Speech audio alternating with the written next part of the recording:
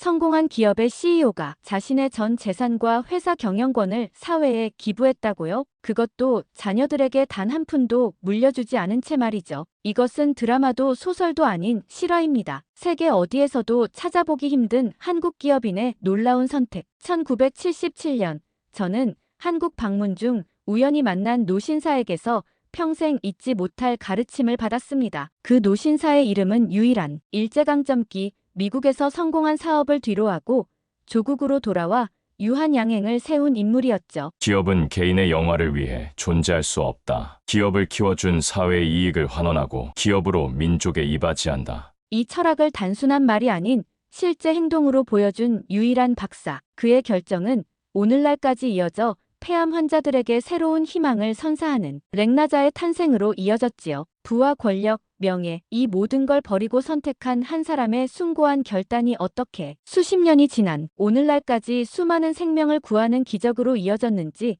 그 감동적인 이야기를 지금 시작합니다. 여러분, 좋아요만큼이라도 꼭 부탁드리겠습니다. 안녕하세요. 저는 미국 메이오 클리닉에서 오랫동안 폐 질환을 연구해온 로버트 앤더슨이라고 합니다. 우선 이야기를 하려면 1977년도로 기억을 더듬어야 할 것 같습니다. 77년 한국의 여름은 생각보다 훨씬 무더워서 김포공항에 내리는 순간 후덥지근한 공기로 인해 숨쉬기가 어려울 정도였어요. 당시 국제의료협력 프로그램으로 한국을 방문하게 된 것은 제 인생에서 정말 예상치 못한 경험이었습니다. 저는 선진국의 폐암 치료 최신 동향이라는 주제로 강연을 맡았기에 세브란스 병원에서 열리는 세미나를 위해 발걸음을 옮겼어요. 강연장은 예상보다 많은 청중으로 가득 차 있었어요. 한국의 의사들은 열정적이었고 질문도 깊이가 남달랐죠. 2시간의 강연이 끝나고 많은 의사들이 추가 질문을 위해 모여들었는데 그들 사이에서 한 노신사가 저를 지그시 쳐다보는 모습이 눈에 들어왔어요. 다른 이들과는 달리 평온한 눈빛을 지니고 있었죠. 청중이 모두 자리를 뜨고 난 후에야 그 노신사가 천천히 제게 다가왔어요. 흰 머리에 단정한 양복 차림, 그리고 맑은 눈빛이 인상적이었죠. 그는 매우 유창한 영어로 자신을 유일한이라고 하며 유한양행이라는 제약회사 창립자라고 소개를 했습니다. 저는 처음에는 그저 또 다른 제약회사 관계자라고만 생각했지만 대화를 나누면서 그의 말투와 태도에서 뭔가 특별함이 느껴졌어요. 그는 제 강연을 흥미롭게 들었다며 특히 예방의학에 관한 부분에 깊은 관심을 보였어요. 짧은 대화를 나누고 나서 그는 병원에서 주최하는 다음날 저녁 만찬 자리에 제가 초청되어 있다는 말을 해주셨어요. 솔직히 그때는 한국에서의 일정이 꽤 빡빡했고 사교적인 모임에 참석할 여유가 있을까 싶었죠. 하지만 그의 눈빛에서 느껴지는 진정성에 이끌려 참석하기로 마음을 먹었어요. 다음 날 저녁 병원 인근의 전통 한식당에서 열린 만찬은 제 기대를 훨씬 뛰어넘었어요. 그곳에는 단순한 사교 모임이 아니라 유일한 박사를 존경하는 의사들과 병원 관계자들이 모여 있었거든요. 그들이 유일한 박사를 대하는 모습은 정말 놀라웠어요. 단순한 존경을 넘어선 깊은 경외심이 느껴졌죠. 식사가 시작되기 전 병원장이 짧게 소개하는 시간이 있었어요. 그때 유일한 박사가 단순한 기업인이 아니라는 걸 알게 되었죠. 1926년 유한양행을 설립한 그는 일제강점기와 한국전쟁을 거치며 회사를 일구었고 독립운동에도 참여했다는 거예요. 더 놀라웠던 건 그가 자신의 회사 주식 대부분을 사회에 환원하기로 결정했다는 사실이었어요. 만찬 중에 유일한 박사는 거의 말씀을 하지 않으셨어요. 그저 미소를 지으며 다른 이들의 이야기를 경청하시는 모습이었죠. 하지만 저녁이 무르익어갈 무렵 그는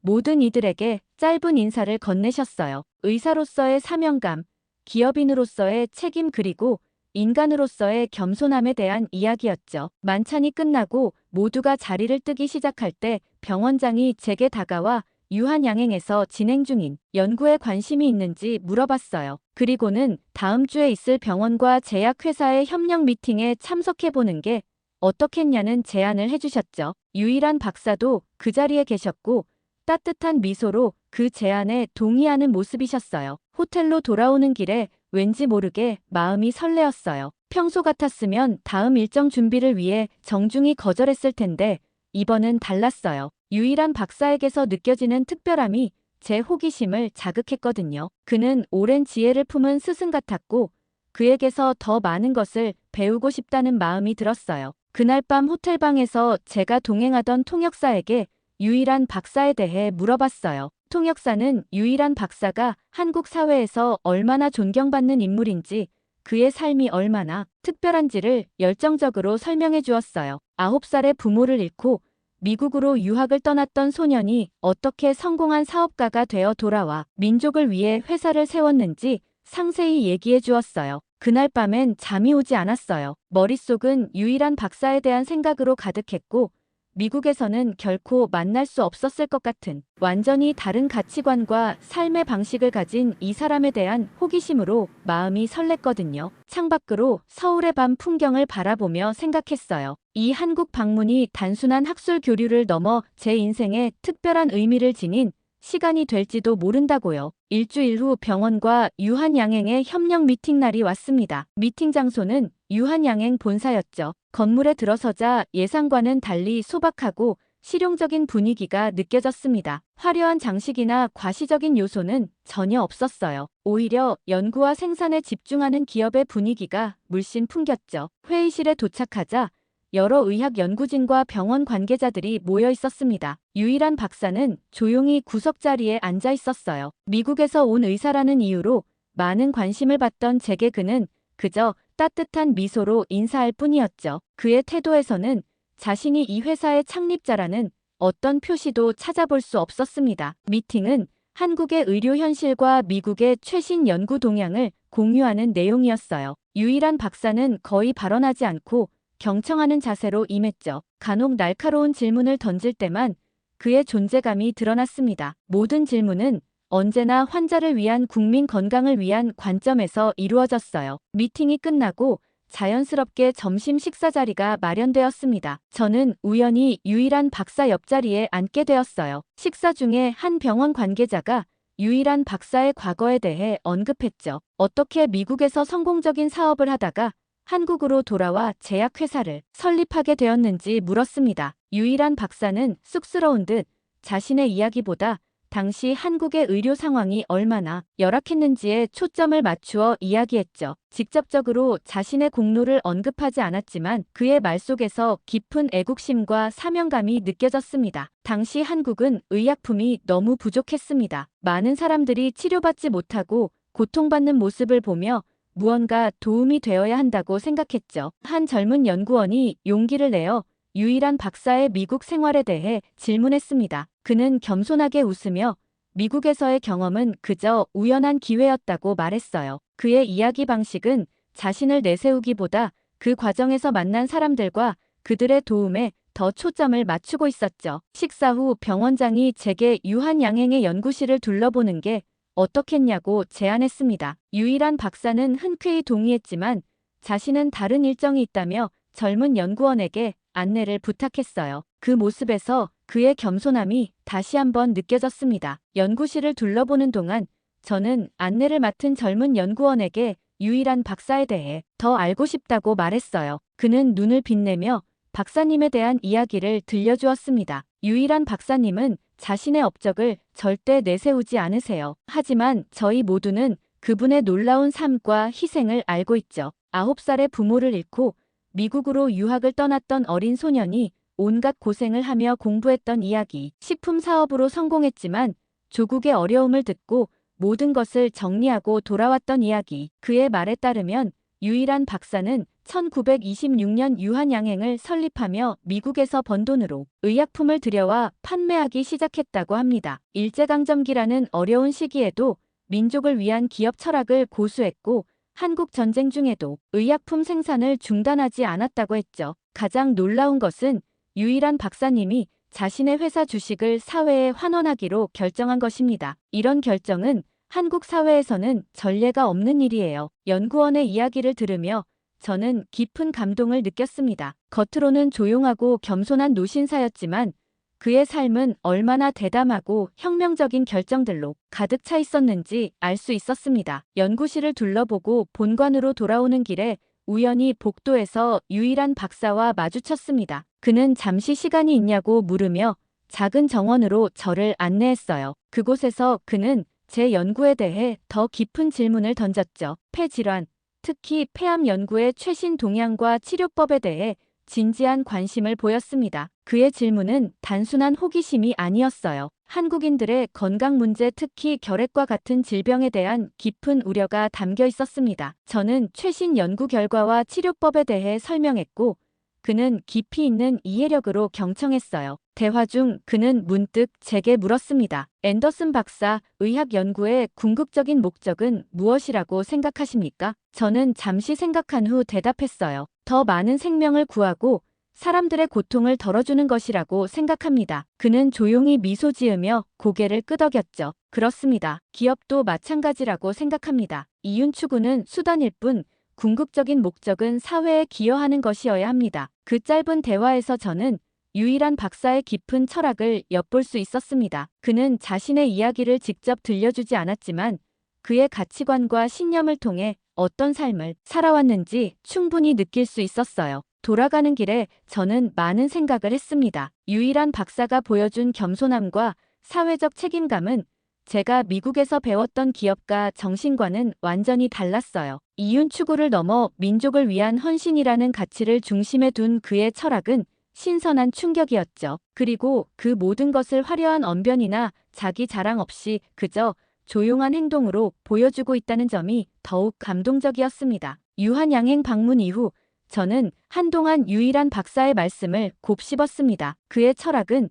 제가 미국에서 배운 모든 비즈니스 관념과는 달랐어요. 그가 말했던 기업은 개인의 영화를 위해 존재할 수 없다는 문장이 계속 머릿속을 맴돌았죠. 그런데 뜻밖에도 병원장으로부터 주말에 작은 모임이 있다는 초대를 받았습니다. 그곳에는 유일한 박사도 참석한다고 했어요. 자연스럽게 수락했죠. 그 모임에서 유일한 박사의 인상적인 했던 말이 기억납니다. 농촌 지역의 열악한 의료 환경에 대해 안타까움을 토로하자 유일한 박사가 우리 회사에서 매년 의약품을 지원하고 있지만 아직도 부족한 점이 많습니다. 의약품은 사치품이 아니라 생필품이어야 하는데 그의 말에 모두가 고개를 끄덕였어요. 병원장이 설명해 주었죠. 유한양행은 창립 초기부터 낙후 지역의 의약품을 무상으로 지원해왔다고요. 심지어 한국 전쟁 중에도 피난지에서 군인들과 민간인들에게 의약품을 공급했다고 합니다. 대화가 이어지며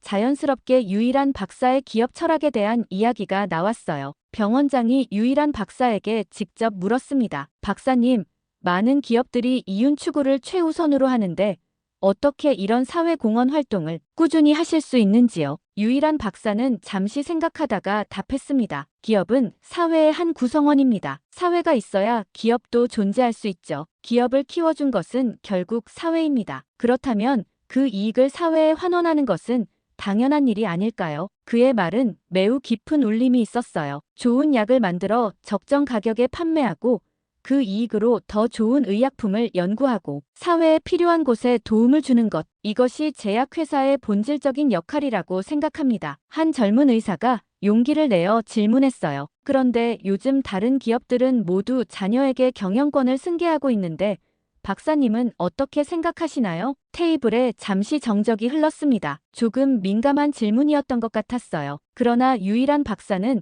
전혀 불편한 기색 없이 미소로 답했습니다. 내 자식들에게 대학 교육까지는 지원했습니다. 그 이상은 스스로 살아가야 한다고 생각해요. 기업은 개인의 것이 아니라 사회의 것입니다. 내가 일군 회사지만 그 성장 과정에는 수많은 직원들과 소비자들의 도움이 있었어요. 그래서 회사의 경영권도 가장 능력 있는 사람에게 맡길 생각입니다. 그의 말에 모두가 놀란 듯 했어요. 제가 미국에서 본 수많은 기업가들은 자신의 회사를 자녀에게 물려주는 것을 당연하게 여겼기 때문에 저 역시 충격적이었습니다. 더 나아가 그는 환원에 대해 말을 이어갔어요. 제 주식도 사회에 환원할 계획입니다. 유한재단을 통해 교육사업과 의료지원 사업을 계속하고 싶습니다. 그 순간 제 머릿속에서 뭔가가 딱 맞아떨어지는 느낌이 들었어요. 이것이 유일한 박사가 말하는 진정한 기업의 사회적 책임이구나. 말뿐인 기부나 보여주기식 사회활동이 아니라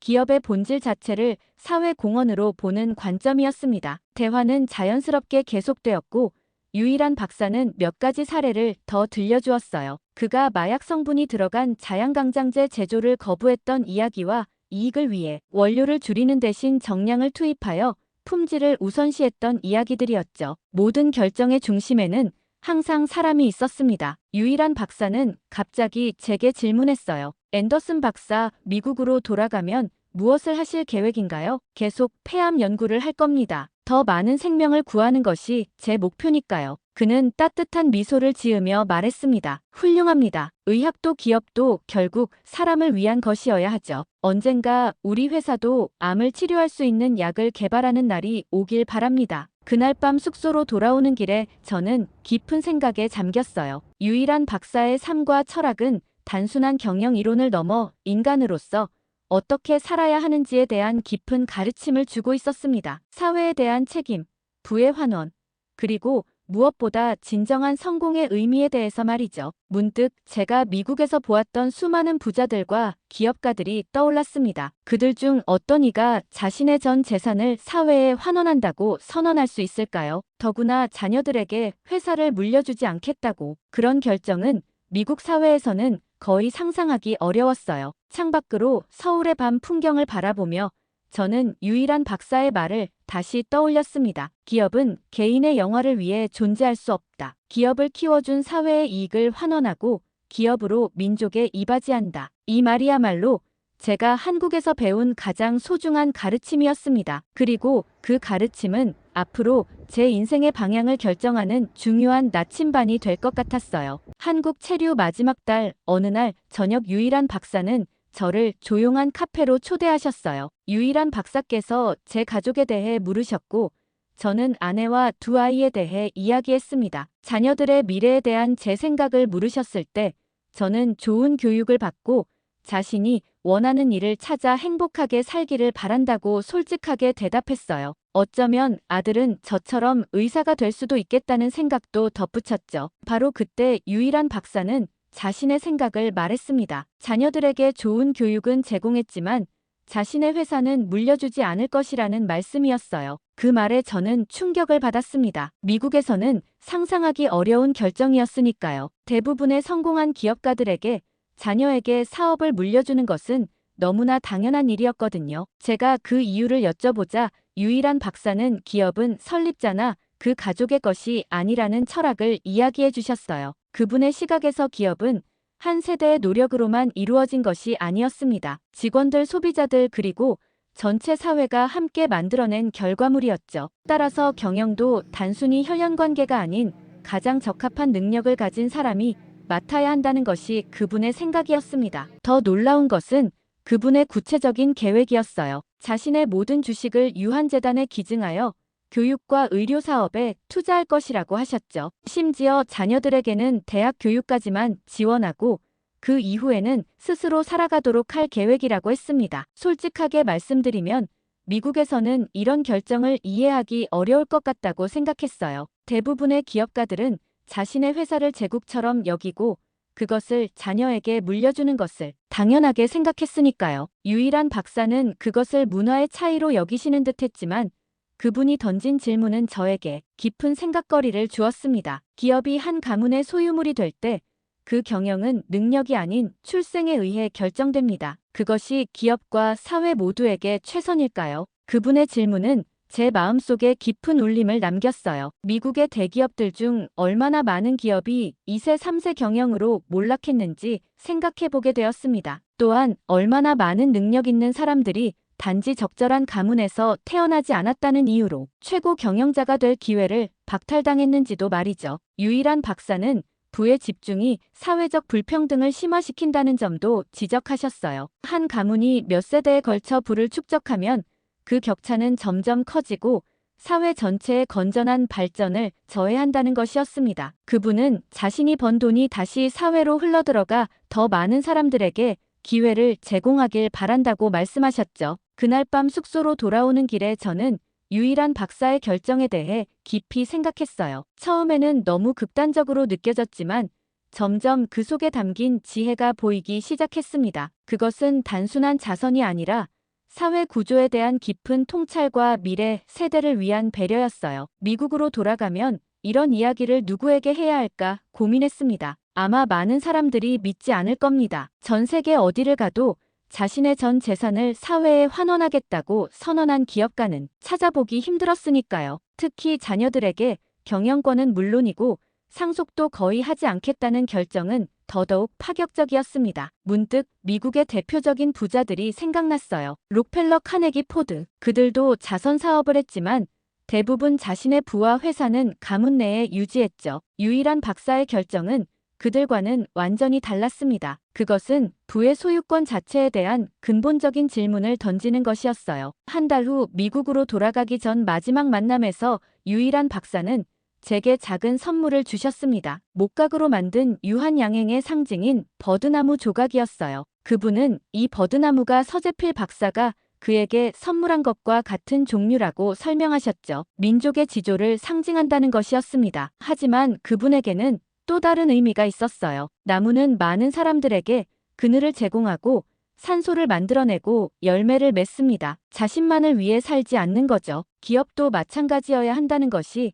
그분의 철학이었습니다. 그 작은 나무 조각을 받으며 저는 유일한 박사가 제게 전한 것이 단순한 기념품이 아니라 삶의 철학이라는 것을 깨달았어요. 그리고 그 철학은 앞으로 제 인생을 바라보는 관점을 완전히 바꿀 것이라는 예감이 들었습니다. 제가 미국으로 돌아온 지 3년이 지난 어느 날 아침 저는 국제의학 저널을 넘기다가 한국 소식란에서 눈에 익은 이름을 발견했습니다. 유일한 박사의 부고 기사였어요. 그 순간 가슴이 철렁 내려앉는 느낌이었죠. 기사에 따르면 그는 82세의 나이로 세상을 떠났다고 했습니다. 저는 한동안 책상 앞에 멍하니 앉아 있었어요. 비록 짧은 기간이었지만 유일한 박사와의 만남은 제 인생에 깊은 영향을 미쳤으니까요. 그분의 따뜻한 미소와 지혜로운 말씀들이 하나둘 떠올랐습니다. 특히 마지막으로 주셨던 버드나무 조각이 생각났어요. 그것은 지금도 제 진료실 책상 위에 자리하고 있었죠. 그 후 몇 달 동안 유일한 박사에 대한 생각이 자주 떠올랐습니다. 생각해보면 정말 특별한 인물이었어요. 하지만 미국에서의 바쁜 일상에 쫓기며 점차 그 기억도 희미해져 갔죠. 그러던 어느 날 한국에서 연수 온 젊은 의사가 제 연구실을 방문했습니다. 우연히 제 책상 위에 놓인 버드나무 조각을 보고 물었어요. 혹시 이게 유한양행의 심볼 아닌가요? 저는 놀라며 고개를 끄덕였습니다. 그는 자신을 소개하며 유한양행 부설 연구소에서 일한 적이 있다고 했어요. 자연스럽게 유일한 박사에 대한 이야기가 나왔고 그때 저는 그로부터 놀라운 이야기를 듣게 되었습니다. 그분은 돌아가시기 전에 모든 재산을 유한재단에 기증하셨어요. 자녀들에게 회사를 물려주지 않고 전문 경영인에게 맡기셨죠. 순간 저는 귀를 의심했어요. 정말 그렇게 하셨나요? 네.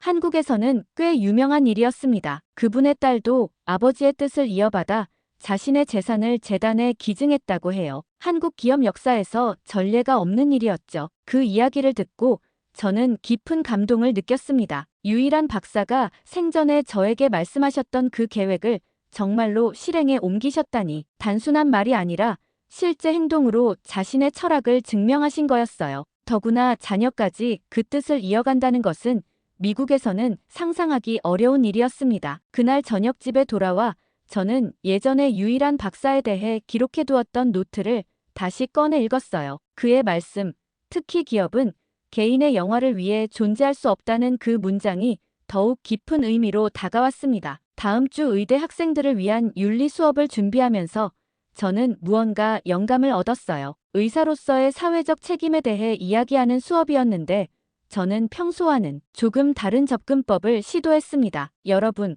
오늘은 의사로서의 사회적 책임에 대해 이야기하기 전에 제가 몇 년 전 한국에서 만났던 한 기업인의 이야기를 들려드리고 싶습니다. 학생들은 유일한 박사의 이야기, 특히 그의 마지막 결정에 대해 들려주자 관심을 보이기 시작했어요. 저는 그의 이야기를 의사의 사회적 책임과 연결시켰습니다. 의사로서 우리는 특별한 지식과 기술을 가지고 있습니다. 이것은 특권이자 책임이죠. 우리가 배운 것을 어떻게 사회에 환원할 것인가는 항상 고민해봐야 할 문제입니다. 수업이 끝난 후 몇몇 학생들이 더 많은 질문을 했어요. 평소보다 활발한 토론이 이어졌고 저는 그들의 반응에 놀랐습니다. 특히 한 학생의 질문이 기억에 남았습니다. 교수님, 왜 우리는 미국에서 그런 기업가들을 보기 어려울까요? 그 질문은 저 자신에게도 생각할 거리를 던져주었습니다. 우리 사회의 가치관과 문화적 차이에 대해 더 깊이 고민하게 된 계기였어요. 몇몇 동료 교수들과의 점심시간에 저는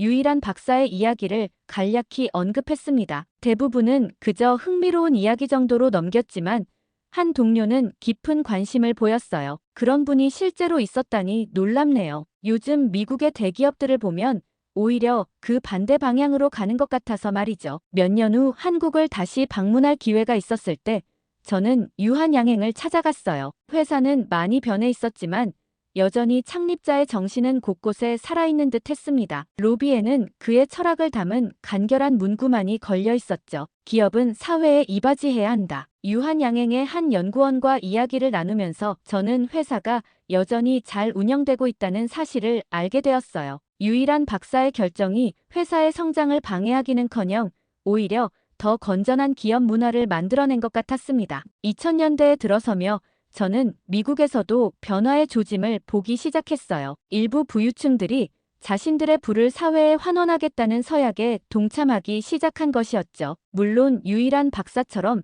전 재산과 회사 경영권까지 사회에 환원하는 경우는 없었지만 적어도 그 방향으로 한 걸음 내디딘 것처럼 보였습니다. 제 인생에서 유일한 박사와의 만남은 짧았지만 그가 남긴 영향은 평생 지속되었습니다. 그의 유산은 단순히 유한양행이라는 회사나 그가 남긴 재산이 아니었어요. 그것은 기업과 부의 진정한 목적에 대한 그의 철학 그리고 그 철학을 실천으로 옮긴 용기였습니다. 저에게 있어서는 제 진료실 책상 위에 놓인 작은 버드나무 조각과 함께 마음속에 깊이 새겨진 그분의 가르침이 진정한 유산이었죠. 2023년 초여름 저는 이제 은퇴한 지 10년이 넘었습니다. 하지만 은퇴 후에도 가끔 의학 저널을 들여다보는 습관은 여전히 남아 있었어요. 어느 날 국제의학 저널을 넘기다가 한 기사가 제 시선을 사로잡았습니다. 한국 제약회사 유한양행 혁신적 폐암 치료제로 FDA 승인 획득이라는 제목이었죠. 그 순간 제 마음은 40여 년 전으로 돌아갔습니다. 유일한 박사와의 만남,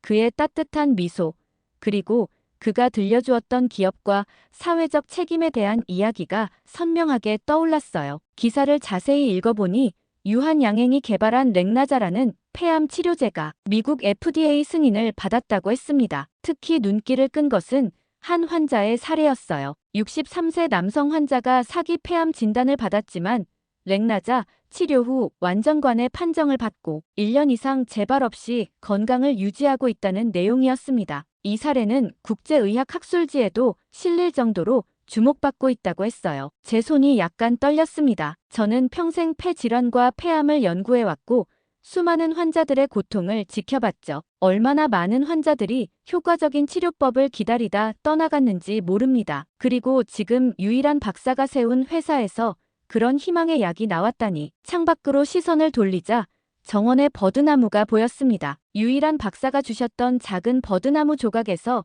영감을 받아 은퇴 후 정원에 직접 심은 나무였어요. 이제는 꽤 자라서 넓은 그늘을 만들고 있었죠. 저는 일어나 서재 책장으로 다가갔습니다. 오래된 앨범을 꺼내 조심스럽게 페이지를 넘겼어요. 거기에는 한국 방문 시절의 사진들이 있었고 유일한 박사와 함께 찍은 사진도 한 장 있었습니다. 그는 환한 미소를 짓고 있었고 그 눈빛에는 여전히 인생에 대한 깊은 통찰이 담겨 있었어요. 저는 잠시 그 사진을 바라보다가 책상 위에 놓인 버드나무 조각을 손에 들었습니다. 세월의 흔적이 묻어있지만 나무의 형태는 여전히 선명했어요. 이 작은 조각이 제게 얼마나 큰 의미가 되었는지 유일한 박사는 아마 상상도 못하셨을 겁니다. 문득 유일한 박사의 말씀이 떠올랐어요. 질병은 국경이 없으니 치료법도 국경 없이 모두에게 도움이 되어야 합니다. 렉나자는 그 말씀의 실현이었습니다. 한국에서 개발된 약이 미국 환자들에게도 희망을 주고 있으니까요. 저는 컴퓨터를 켜고 유한양행에 대해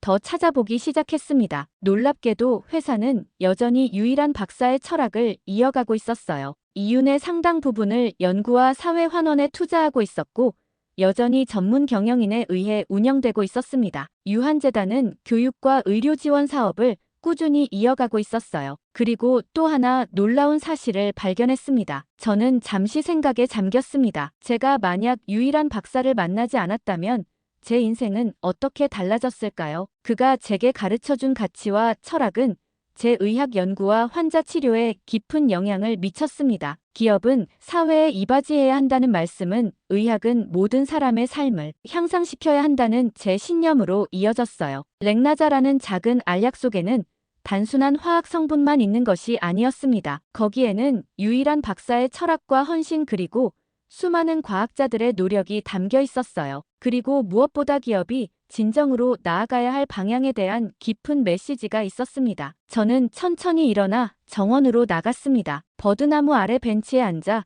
저녁 노을을 바라보며 생각했어요. 인생의 여정에서 우리는 많은 사람들을 만납니다. 그중 일부는 우리 삶에 작은 흔적을 남기고 또 일부는 깊은 울림을 남기죠. 유일한 박사는 제게 그런 사람이었습니다. 짧은 만남이었지만 평생의 가르침을 주었어요. 오늘 밤 전 세계 어딘가에서는 렉나자 덕분에 희망을 되찾은 환자들이 있을 겁니다. 그들은 아마도 유일한 박사가 누구인지, 그가 어떤 철학을 가졌는지 모를 거예요. 하지만 그건 중요하지 않습니다. 유일한 박사는 그런 인정을 바라지 않았으니까요. 그에게 중요한 것은 오직 사람들의 삶이 나아지는 것 그뿐이었습니다. 저는 마음속으로 오래된 감사의 인사를 전했습니다. 유일한 박사님, 당신의 비전은 실현되었습니다. 당신이 심은 나무는 지금도 많은 이들에게 그늘을 제공하고 있습니다. 하늘에는 별들이 하나둘 빛나기 시작했습니다. 오늘 밤은 유독 맑고 밝은 밤이었어요. 마치 우주 어딘가에서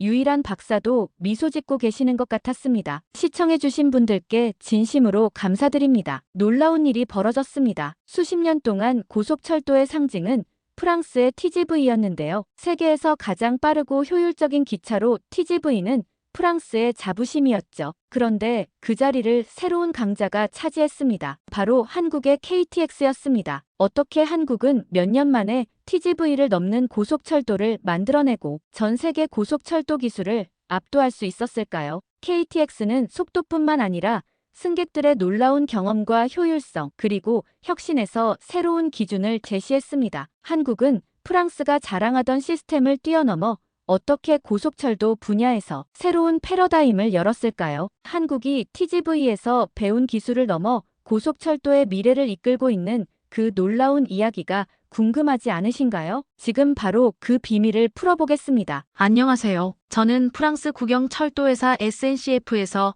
고속철도 시스템의 연구 및 개발을 맡고 있는 마르탱이라고 합니다. 프랑스의 고속철도에서 근무하는 저는 항상 큰 자부심을 가지고 일하고 있었습니다. 하지만 최근 한국의 KTX라는 다큐멘터리가 프랑스에서 방영된 뒤 저는 큰 충격을 받았습니다. 이 다큐멘터리가 50%라는 이례적인 시청률을 기록했다는 보도를 보면서 저는 그 의미를 단순한 시청률의 숫자 이상으로 받아들였습니다. 왜냐하면 한국의 고속철도 시스템이 프랑스에서 큰 주목을 받았다는 사실은 단순히 기술적인 관심을 넘어서 프랑스가 자랑해왔던 고속철도의 위상이 변하고 있다는 신호였기 때문입니다. 프랑스에서 고속철도 하면 전통과 기술력에서 세계적 명성을 자랑하는 TGV가 있죠. 프랑스는 TGV가 세계 최고라고 자부하며 그 위상에 대해 늘 많은 긍지와 자부심을 가지고 있었습니다. 그래서 처음 KTX 이야기를 들었을 때 저는 한국이 프랑스의 TGV를 모방한 기술을 도입한 것이라고 생각했죠. 물론 한국이 TGV를 바탕으로 고속철도를 시작한 것은 사실이지만 그들이 이룬 발전은 프랑스의 예상과 전혀 다른 방향으로 나아갔습니다. 한국은 TGV의 기술을 배우고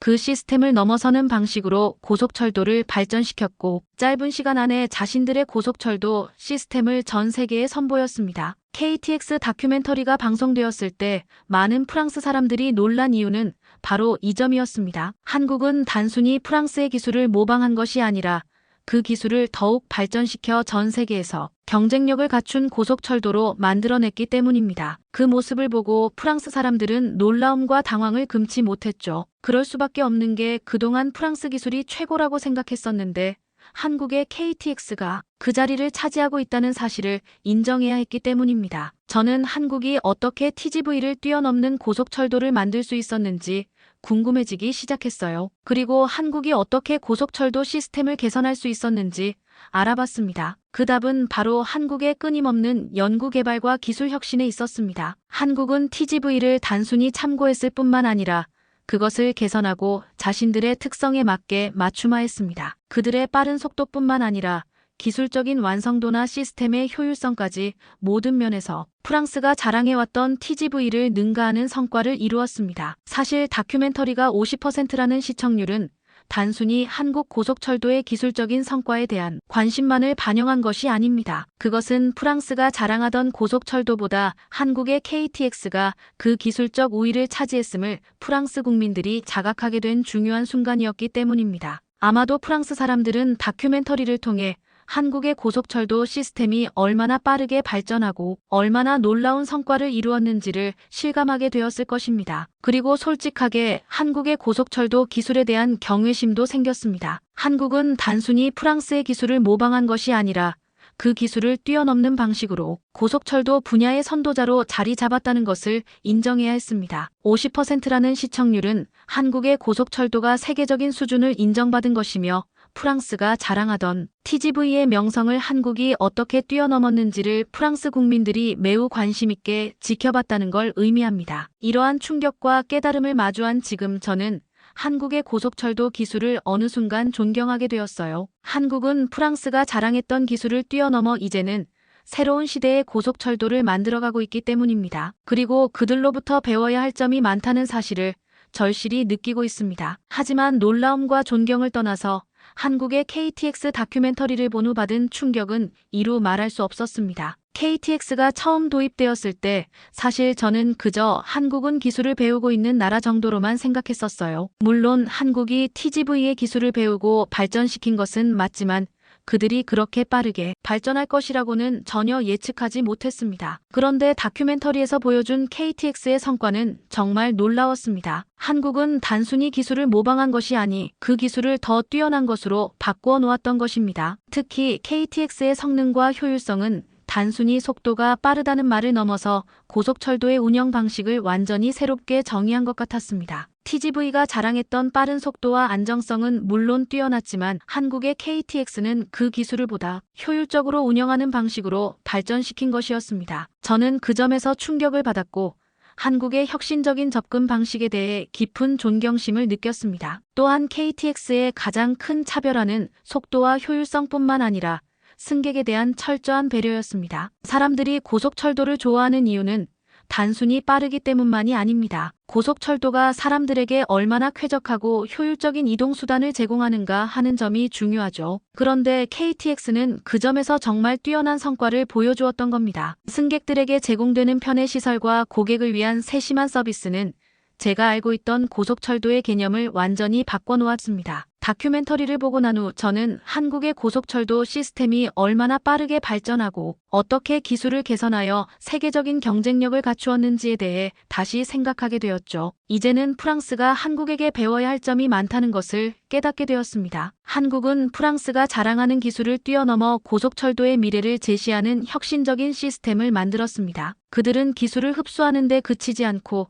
그것을 발전시키고 나아가 더 나은 시스템을 창조했어요. 그날 저는 처음으로 한국의 KTX에 대해 진지하게 생각하게 되었습니다. 솔직히 처음에는 한국의 고속철도 시스템이 그저 한번 보고 넘어가면 될 그런 수준일 거라고 생각했습니다. 하지만 KTX는 단순히 속도만 자랑하는 게 아니라 그 속도 뒤에 숨어있는 기술적인 완성도가 엄청났기 때문입니다. KTX는 기술적인 혁신은 물론 유지보수나 운영 효율성까지 염두에 두었던 것 같습니다. 저는 다큐멘터리를 보면서 저도 모르게 TGV보다 더 뛰어난 시스템이라는 생각이 계속 들었습니다. 처음에는 한국이 프랑스에게 배운 기술을 따라했다고 생각했지만 그들이 TGV를 훨씬 더 뛰어넘는 방식으로 발전시킨 모습들을 보면서 점차 그들의 기술력에 대해 진지하게 생각할 수밖에 없었죠. 한국은 우리보다 더 빠르게 발전했고 그들이 만든 시스템은 단순히 기술적인 면에서만 뛰어난 게 아니었습니다. KTX는 운전사와 승객들에게 모두 유리한 방식으로 설계되어 있었고 그들이 만든 시스템의 효율성은 우리가 자랑하던 TGV를 완전히 넘어섰습니다. 그러고 보니 한국은 고속철도를 단순히 운행하는 시스템에서 그치지 않았습니다. 그들은 고객을 최우선으로 생각했죠. 화면에서 본 KTX는 승객들의 편안함과 편의성까지 고려해 더욱 세심하게 설계되었습니다. 그들만의 차별화된 요소는 속도와 안전성을 넘어 승객이 느낄 수 있는 경험의 질까지 포함된 것이었습니다. 그날 다큐멘터리 화면 속에서 저는 그들의 서비스에 완전히 매료되었습니다. 고속철도는 단순히 빠르기만 해도 된다고 생각했던 저에게 KTX는 그 생각을 완전히 바꿔놓았습니다. 화면 속 KTX는 빠른 속도뿐만 아니라 승객들을 위한 세심한 배려가 가득한 열차였습니다. 화면 속의 기차 안은 깔끔하게 정돈되어 있었고 좌석은 넉넉하고 편안해 보였어요. 그리고 작고 세심한 배려들이 눈에 띄었습니다. 전자기기 충전 포트가 구석구석에 놓여 있어서 누군가는 스마트폰을 충전하며 다른 승객은 노트북을 펼쳐 일에 집중하고 있었습니다. 사실 저 역시도 기차를 탈 때마다 가장 불편했던 부분은 충전할 곳이 부족한 점이었는데 KTX에서는 그런 불편함을 느끼지 않아도 될 것 같았습니다. 한국은 이런 디테일한 부분까지 신경을 쓰는 게 매우 인상적이었습니다. 특히 인상 깊었던 것은 승객들에게 무료로 제공하는 와이파이 서비스였죠. 당연히 인터넷 속도는 상당히 빨랐고 승객들은 이메일을 확인하거나 심지어 영화도 보고 있었습니다. 이런 모습들은 지금껏 다른 어느 나라 열차에서 보지 못했던 새로운 경험이었습니다. 아마 전 세계 어디를 가도 고속철도 내에서 자유롭게 인터넷을 쓸 수 있는 기차는 없을 겁니다. 또 하나 눈에 띄었던 건 KTX가 사람들에게 매우 쾌적한 환경을 제공한다는 점이었습니다. 다른 고속철도들은 속도에만 집중하다 보면 종종 승객들의 편안함을 간과하는 경우가 많은데 KTX는 그런 느낌이 전혀 없어 보였습니다. 화면에서 비치는 기차 안의 화장실 또한 깔끔하게 유지되고 있었습니다. 고속철도의 발전은 기술적인 성과에만 국한되지 않습니다. 승객들이 기차를 타고 이동하는 동안 얼마나 편안하고 즐겁게 시간을 보낼 수 있는지까지 고민해야 한다는 사실을 KTX는 보여주고 있었습니다. 이 다큐멘터리를 통해 보고 느낀 KTX의 세심한 서비스는 그저 기술적인 혁신을 넘어서 사람들의 여행을 더욱 특별하게 만들어주는 경험 그 자체였습니다. 기술에 대한 자부심만큼이나 승객을 배려하는 마음이 그 시스템의 진짜 핵심이었습니다. KTX는 빠르기만 한 고속철도가 아닌 승객들이 편안하고 즐겁게 여행을 경험할 수 있게 해주는 기차였습니다. 다큐멘터리를 보면서 저 자신도 많은 생각을 하게 되었습니다. 오랫동안 고속철도 시스템에 몸담아온 저는 프랑스 TGV가 자랑스러운 성과를 이뤘다고 믿어왔습니다. 하지만 한국 KTX 다큐멘터리를 보고 나니 한 가지 사실을 직시하지 않을 수 없었습니다. 프랑스가 자랑하는 TGV에도 분명한 한계가 있다는 것, 그리고 그 한계가 이제는 더 이상 간과할 수 없는 현실이라는 점이었죠. 저는 프랑스 고속철도 시스템의 개발에 수십 년을 바친 사람으로서 우리 TGV의 한계를 인정하는 것이 솔직히 쉽지 않았습니다. 물론 TGV는 여전히 세계적으로 빠르고 효율적인 고속철도로 평가받고 있습니다. 하지만 다큐멘터리에서 본 KTX의 효율성 그리고 승객들에게 제공하는 편안함과 서비스는 TGV가 제공했던 것들보다 더 뛰어난 것 같았죠. 이제는 열차의 속도와 효율성도 중요하지만 승객의 경험과 편안함이 동등하게 중요하다는 사실을 강하게 깨닫게 되었습니다. 특히 프랑스의 TGV는 유지보수 측면에서 커다란 한계에 부딪힌 느낌이었습니다. TGV의 기차 노선은 40년이 넘는 시간을 지나왔고 그로 인해 시스템의 노후화가 시작되었습니다. 그리고 시간이 지나면서 점점 더 유지보수의 어려움이 드러나기 시작했습니다. TGV는 기차뿐만 아니라 전체 인프라의 유지에도 많은 비용이 들고 그 비용은 점점 증가하고 있습니다. 이 문제는 단순히 기술적인 문제만이 아니라 점점 늘어나는 비용과 인프라의 고갈에 대한 심각한 경고라고 생각됩니다. 또한 TGV는 속도와 효율성에도 불구하고 승객들에게 제공하는 서비스에서는 KTX에 비해 뒤처진다는 사실을 인정해야 했습니다. 예를 들어 기차 안의 공간이나 승객들이 불편할 수 있는 부분들이 있죠. TGV의 좌석은 다른 고속철도들에 비해 다소 좁고 화장실이나 공용 공간도 효율적이지 않다는 문제점이 계속해서 제기되고 있었습니다. 반면 한국의 KTX는 이런 부분을 미리 반영하여 승객들이 편안하게 이동할 수 있도록 배려한 시스템을 구현해냈습니다. 이런 모습들을 보면서 저의 고정관념이 깨지기 시작했어요. 솔직히 말하자면 프랑스에서는 TGV가 세계 최고라 믿었고 그 자리에 영원히 있을 것이라 생각했습니다. 하지만 다큐멘터리에서 한국의 KX는 프랑스보다 더 기술적 운영적 효율성에서 우리가 갖고 있던 기준을 넘어서고 있었습니다. 그리고 그 사실을 인정하는 것은 결코 쉽지 않았습니다. 이제 프랑스는 TGV의 기술이 무조건 최고라는 생각에서 벗어나 한국과 협력하고 그들의 혁신적인 시스템을 배우려는 자세로 나아가야 한다고 생각됩니다. 과거의 자부심에 머물지 말고 혁신적인 미래를 만들어 나가기 위해서는 KTX의 성공적인 요소들을 진지하게 받아들이고 그것을 우리의 시스템에 어떻게 반영할지 고민해야 할 시점이라고 생각됩니다. 솔직히 말하자면 KTX 다큐멘터리를 보고 난 후 저는 정말 부끄러움을 느꼈습니다. 프랑스가 자랑해온 TGV의 기술을 이제 한국에게 배우게 되다니, 그것도 우리가 기술을 도입해 주었던 나라가 이제는 반대로 기술을 수출하는 상황이 된 거죠. 처음에는 그저 경쟁자라고 생각했었지만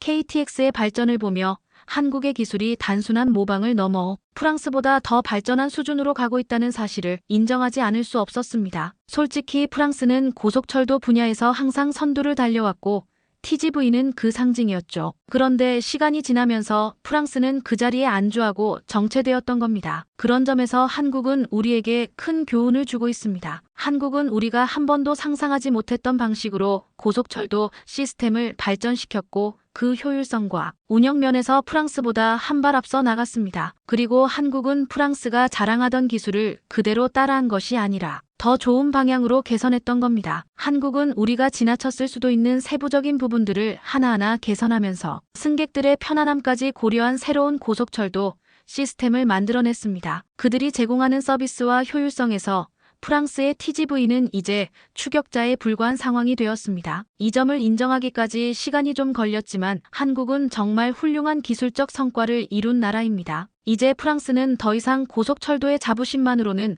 버틸 수 없는 상황에 왔습니다. KTX가 전 세계적으로 인정받고 있는 것처럼 프랑스가 한국의 혁신적인 시스템을 배우고 프랑스 시스템에 과감하게 반영해야 된다는 생각이 듭니다. KTX의 빠른 발전을 보며 이제는 한국이 만든 시스템을 배우는 것이 프랑스 고속철도의 미래를 위한 올바른 방향이라고 생각합니다. 한국의 고속철도가 보여준 혁신은 단순히 기술적인 발전에 그치지 않았습니다. 이제는 프랑스가 과거의 영광에 머물지 않고 새로운 길을 찾아야 할 때입니다. KTX를 보며 그들의 혁신을 배우고 우리의 고속철도 시스템을 더욱 개선해 나가야 한다는 현실을 마주하게 된 것입니다. 기술적인 부분에서 보면 한국은 TGV의 기술을 바탕으로 그들이 가진 기술적 제약을 넘어서며 많은 부분을 혁신했습니다. 특히 유지보수나 운행 효율성에서 KTX는 우리 TGV가 가졌던 한계를 확실히 뛰어넘은 느낌이었습니다. 다만 한국의 성장은 단순히 빠르다는 것에만 있지 않았습니다. 그들의 접근 방식은 정말 실용적이었어요. 예를 들어 기차의 공간 배치나 승객들이 체감하는 편안함 같은 부분에서 KTX는 분명히 승객의 편의를 고려한 설계를 했다는 것을 알 수 있었습니다. KTX의 좌석은 넓고 승객들이 이동하는 동안 편안함을 느낄 수 있도록 만들어져 있었죠. 그리고 서비스 면에서도 KTX는 승객들에게 필요한 것을 빠르게 제공하고 그들이 필요한 편의를 놓치지 않았습니다. KTX는 점점 더 세계 시장에서 주목받고 있습니다. 그들이 쌓아온 기술과 경험은 이제 한국만의 고유한 시스템으로 자리 잡았고 그 성공적인 모델이 다른 나라에서도 벤치마킹 되기를 바라는 움직임을 만들어가고 있었습니다. KTX가 이제 세계적인 고속철도로 자리 잡은 것은 단순히 기술적 성과에 그친 것이 아닙니다. 그것은 실용적이고 사람들의 삶에 실질적인 가치를 더하는 시스템이 되었기 때문입니다. 한국은 고속철도 기술을 단순히 빠른 교통수단이 아니라 사람들의 이동 경험을 변화시키는 중요한 요소로 발전시켰습니다. 이 점에서 KTX는 단지 빠르기만 한 기차가 아니라 세계적으로 인정받는 고속철도의 상징으로 자리 잡았다고 볼 수 있습니다. KTX는 이제 더 이상 단순한 교통수단 이상으로 그 자체로 고속철도의 새로운 기준을 제시하는 존재가 되었습니다. 한국의 시스템은 우리가 자랑하는 TGV를 뛰어넘는 또 다른 차원의 고속철도 모델을 만들어가고 있다는 사실을 인정할 수밖에 없었습니다. 한국 열차에 대한 다큐멘터리를 보고 난 후 솔직히 말하자면 제 마음은 복잡했습니다. KTX가 처음 도입되었을 때만 해도 한국은 우리가 이미 가진 기술을 바탕으로 발전하는 단계라고 생각했었습니다. 하지만 그들이 보인 혁신과 성과는 전혀 다른 차원의 것이었습니다. KTX는 단순히 빠른 속도를 자랑하는 기차가 아니었습니다. 그들은 고속철도 기술을 더 효율적이고 실용적이며 고객 중심적인 방향으로 발전시킨 것이었죠. 그런 점에서 저는 한국의 기술에 대해 진심으로 감탄하게 되었습니다. 고속철도는 단순히 빠른 이동 수단이 아니라 그 시스템이 어떻게 사람들의 삶을 개선할 수 있을지 고민해야 하는 분야라는 것을 깨달았습니다. 한국은 이 점에서 매우 뛰어난 성과를 거두었고 그들의 접근 방식은 프랑스에게 많은 교훈을 주었습니다. 물론 마음적으로 여전히 인정하기 어려웠던 점도 있지만 분명한 건 한국의 시스템은 정말로 프랑스가 배워야 할 모델이라고 생각합니다. 한국이 이룬 성과는 프랑스가 고속철도 기술을 바라보는 시각을 완전히 바꿔놓았습니다. 이제는 한국의 기술을 배우고 프랑스 시스템에 통합시킬 수 있는 방법을 고민해야 할 때입니다. 마지막으로 한국이 이룬 성과는 정말로 존경할 만한 것입니다. 그들의 기술과 혁신,